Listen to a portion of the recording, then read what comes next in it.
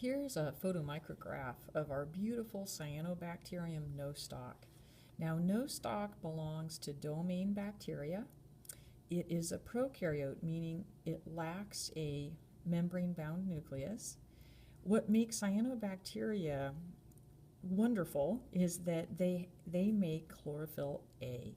And you might recall that chlorophyll A permits the process of oxygenic photosynthesis. So in the presence of light, nostoc take carbon dioxide and water, and using the chlorophyll A, they can reduce the carbon dioxide to organic molecules such as glucose, and as another end product, they release molecular oxygen.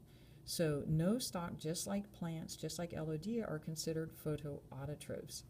Now, as a member of domain bacteria, members of domain bacteria are unicellular.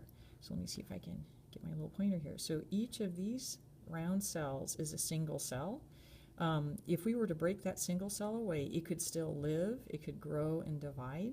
So each cell can live all by itself independently. Now you'll see that we have chains of cells.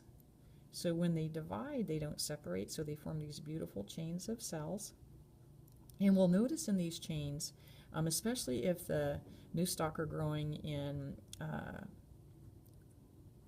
water where there's low levels of usable nitrogen, the nostoc will form special cells called heterocytes. An older name is heterocysts. And the function of these beautiful heterocytes is nitrogen fixation. In nitrogen fixation, a complex enzyme called nitrogenase can take molecular nitrogen and reduce it to ammonia. Now, most organisms here on Earth, us humans included, we can't use molecular nitrogen as a source of nitrogen to make organic molecules such as amino acids, nucleic acids. However, we can use ammonia. So we are very grateful to nitrogen-fixing microbes such as nostoc, which can take that unusable molecular nitrogen and convert it into ammonia in the process called nitrogen fixation.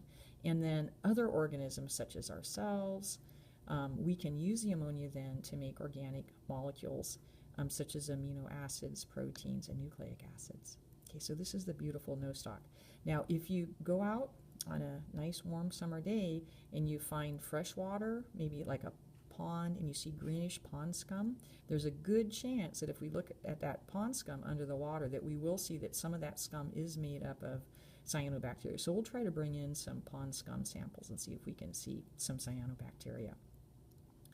Now, the connection between the chloroplasts of plants that we saw in Elodea and cyanobacteria like nostoc is, we believe through the endosymbiotic theory that it was primitive ancestors of cyanobacteria like nostoc that were engulfed by a primitive nucleated cell.